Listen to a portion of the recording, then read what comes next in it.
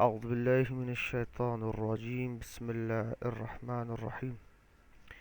Dear students, in the 8th lecture we will study data rate limits and network performance measures. Reference book आपके पास data communication and networking fourth edition है Behrouz frozen की और net के ऊपर जो दूसरी वेबसाइट्स है relevant website. Okay, we start from data rate limits. क्या होती है data rate limits? A very important consideration in data communication is how fast we can send data in bits per second over a channel. एक channel है, sender data send करता है receiver को, तो कितना फास्टली इस चैनल पर data जो है वो क्या होता है, ट्रैवल करता है रिसीवर तक. अब इसके पीछे तीन फैक्टर्स होते हैं. इसमें एक चैनल की बैंडविड्थ है, level of the signals we use, जो डेटा ट्रैवल करता है वो कितने लेवल का है, उसमें कितने लेवल्स हैं, और the quality of the channel, the level of noise, और द चैनल की जो क्वालिटी है मतलब उस पर नॉइस कितना इफेक्ट डाल रही है और क्वालिटी उसकी कितनी मेंटेन्ड है. तो थ्योरेटिकली हमारे पास दो फार्मूलाज हैं जिनको यूज़ करते हुए हम डेटा रेट को कैलकुलेट करते हैं. एक नेक्विस्ट जो कि नॉइसलेस चैनल के लिए यूज़ होता है, और दूसरा शैनन फार्मूला है जो कि नॉइजी चैनल के लिए यूज़ होता है. Here in this diagram, in this figure, we can see that एक सिग्नल है, डिजिटल फॉर्म में रिप्रेजेंट हुआ है. यहाँ पर लेवल जो हमारे पास है वो 2 है, लेवल 1 और level 2. While here you can see there are 4 levels, level 1 2 3 4. तो लेवल 1 और 2 में हम देख सकते हैं कि 8 बिट्स सेंट इन 1 सेकेंड. तो बिट रेट हमारे पास 8 बिट्स पर सेकेंड आ रहा है, जबकि यहाँ पर आप देख सकते हैं 16 बिट्स पर सेकेंड जो है हमारे पास बिट रेट है. मतलब क्या है कि 16 बिट्स एक सेकंड में ट्रांसमिट हो रहे हैं. So noiseless channel Nyquist bit rate क्या कहता है? For a noiseless channel the Nyquist bit rate formula defines the theoretical maximum bit rate. अब ये बड़ा इंटरेस्टिंग है कि बिट रेट बराबर है 2 cross bandwidth cross log 2 of L.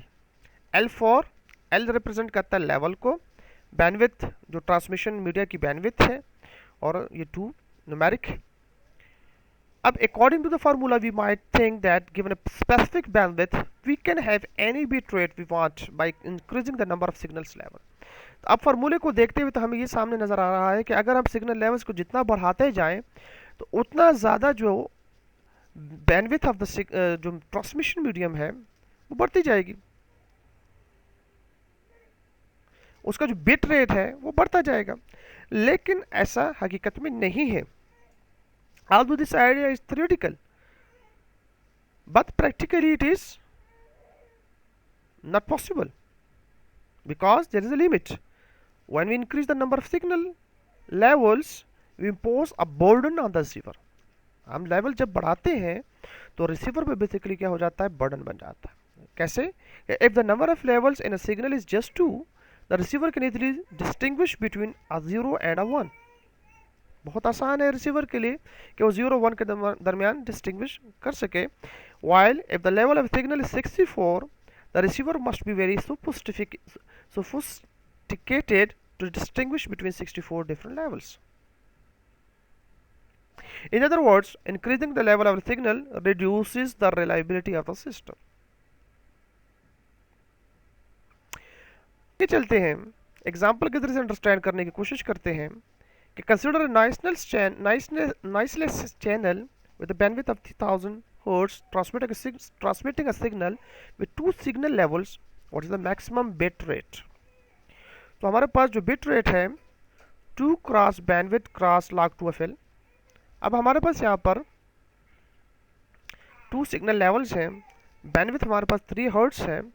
तो कैलकुलेट करें, वैल्यूज पुट करें, 2 cross 3000 cross log 2 of 2 is equal to 6000 bits per second. तो बिट रेट हमारे पास जो होगा वो क्या आएगा, 6000 बिट पर सेकेंड। एक सेकेंड में 6000 बिट्स ट्रैवल करेंगे। दूसरे एग्जांपल में आप देखें तो यहाँ पर विथ 4 सिग्नल लेवल्स, यहाँ पे सिग्नल लेवल्स क्या है, 4 है। What is the maximum bit rate, तो यह हमारे पास 12000 बिट पर सेकेंड आ रहा है। अब यहाँ पे इस एग्जांपल में हम लेवल्स फाइंड कर रहे हैं। 265 किलोबिट पर सेकेंड हमें दिया गया है डेटा, जिसको हमने नाइसलेस चैनल पे सेंड करना है with a bandwidth of 20 kilohertz. Level signal levels कितने हमें चाहिए होंगे, सो फार्मूला वही है, वैल्यूज पुट करें, वी विल हैव 98.7 लेवल्स। सो जो नेक्वेस्ट चैनल था वो हम यूज करते थे नाइसलेस ट्रांसमिशन के लिए, जबकि एक दूसरा हमारे पास चैनल है वो है शैनन कैपेसिटी, जो कि हम नॉइजी चैनल के लिए यूज करते हैं। In reality we can have a noiseless channel, the channel is always noisy.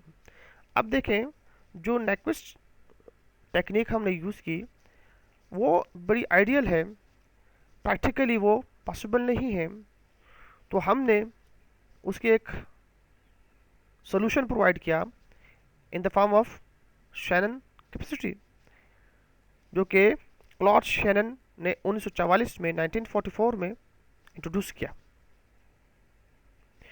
वजह यह है कि जब भी डेटा ट्रांसमिट होगा तो डेफिनेटली डेटा में चेंज आएगा due to several type of interferences. अब ये क्या कहता है, Shannon capacity it is used to determine the theoretical highest data rate for an noisy channel. अब ये डेटा रेट को जो है बताता है कि highest data rate for a noisy channel क्या होगा, ये इस पे एम्फसाइज करता है। So the capacity is equal to bandwidth cross log 2 of 1 plus SNR, SNR for signal to noise ratio, S for signal, N for noise, L for R for ratio. In this formula, bandwidth is the bandwidth of the channel.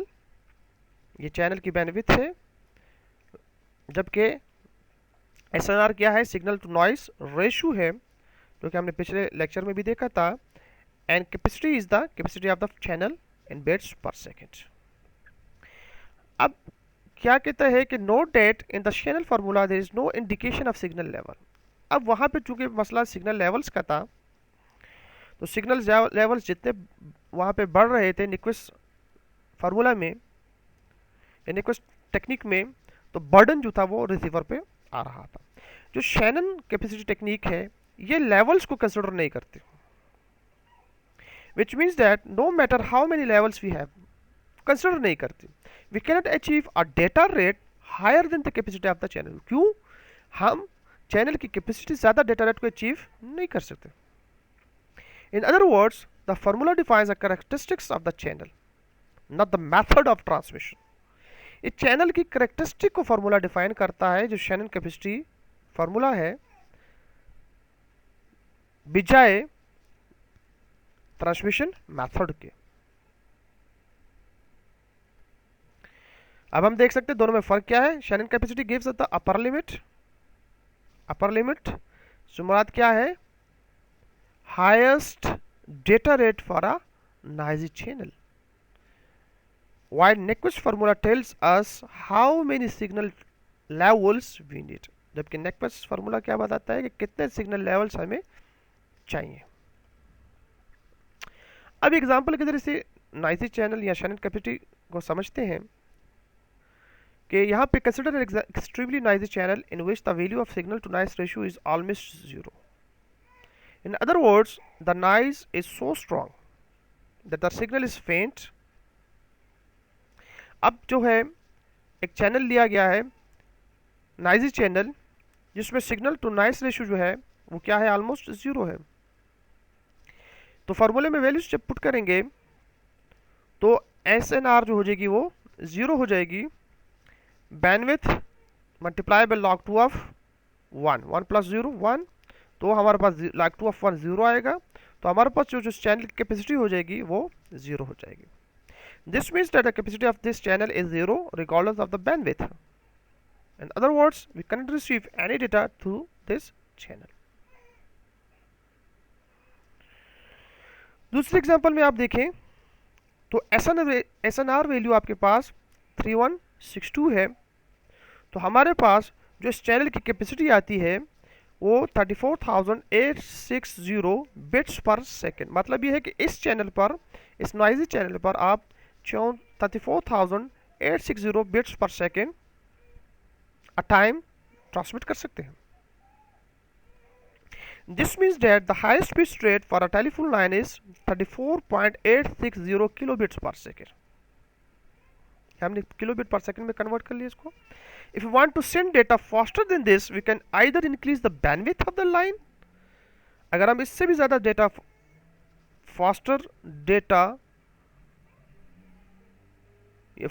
Faster speed में data transmit करना चाहते हैं, what we'll do, we can either increase the bandwidth of the line or improve the signal to noise ratio.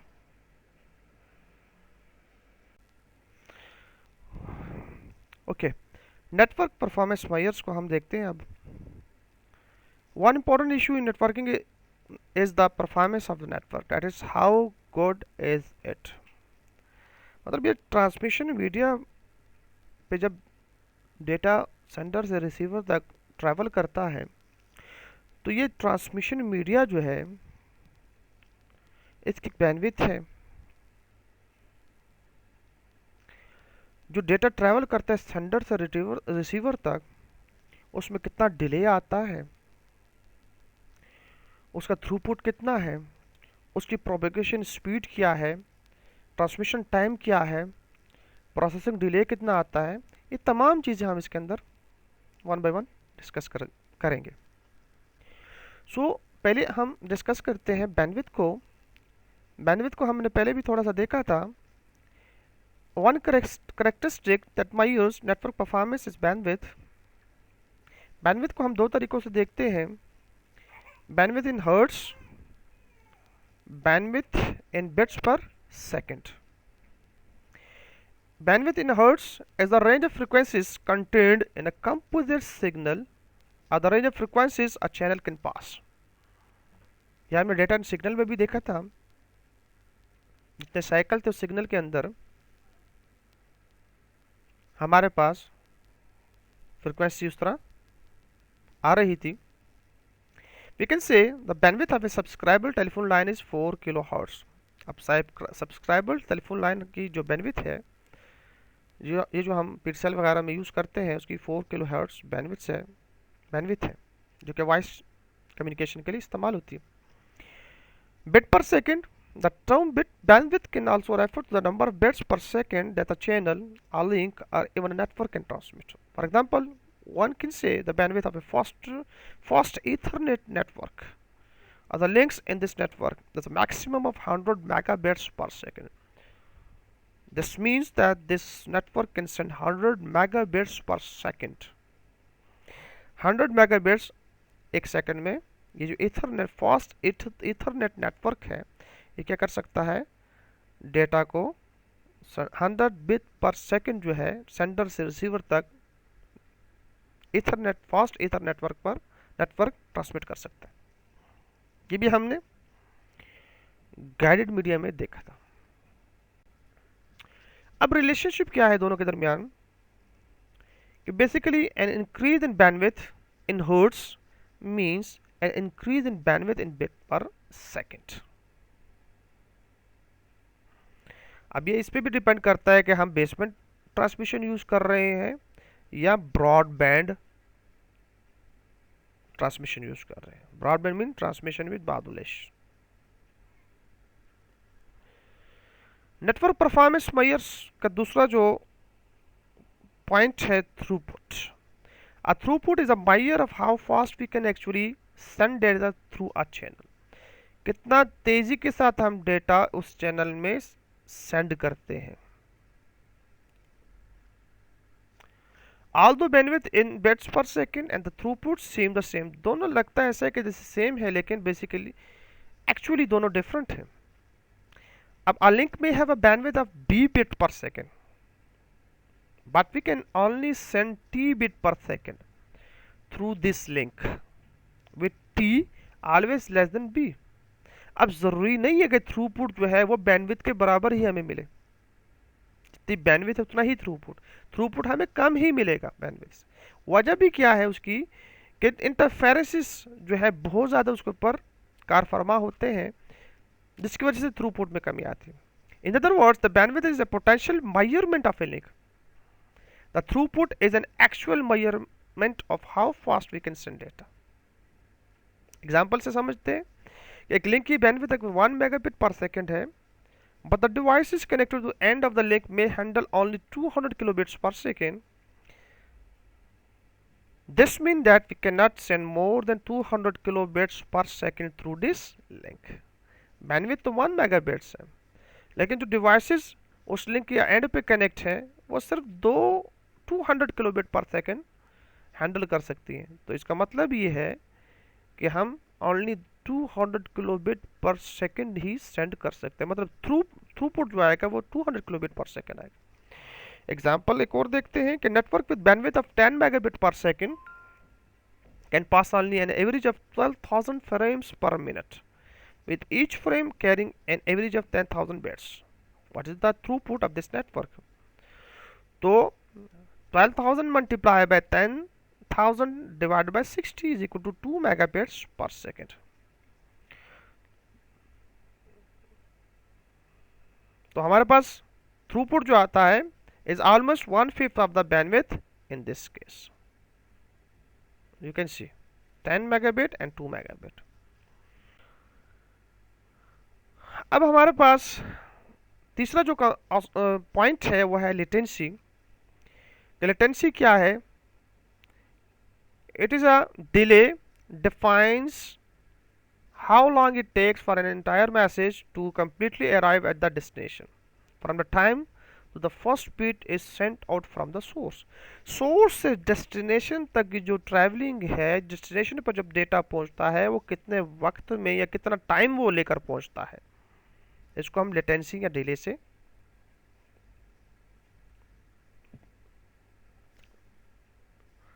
Mention करते हैं. अब latency हमारे पास 4 तरीकों से देखी जाती है: propagation time, transmission time, queuing time and processing delay. तो हम कह सकते हैं कि latency is equal to the addition of this 4 points. One by one इसको हम देखते हैं. प्रोपेगेशन टाइम क्या होता है कि time required for a bit to travel from the source to the destination. The propagation time is calculated by dividing the distance by the propagation speed. Distance आप find करेंगे पॉइंट 1 और point 2 के दरमियान, और उसको डिवाइड करेंगे propagation speed के ऊपर, तो आपके पास प्रोपगेशन टाइम आ जाएगा. प्रोपगेशन स्पीड क्या है? Is the electromagnetic signals. Propagation speed of electromagnetic signals depend on the medium and on the frequency of the signal. For example, in a vacuum, light is propagated with a speed of 3 cross 10 raised to power 8 millimeter per second. It is lower in air. It is much lower in cable. अब हर cable की या हर medium की guided हो या unguided हो उसकी अपनी propagation speed होती है. जैसे कि ये जो 3 क्रॉस 10 रेज़ टू पावर 8 एमएलबीएस है, ये है लाइट की प्रोपेगेशन स्पीड. लाइट की स्पीड. तो एग्जाम्पल के साथ देखते हैं. What is the propagation time of the distance What is the propagation time if the distance between the two pixels, if the distance between the 2 points is 12,000 kilometer? Assume the propagation speed to be 2.4 cross 10 raised to power 8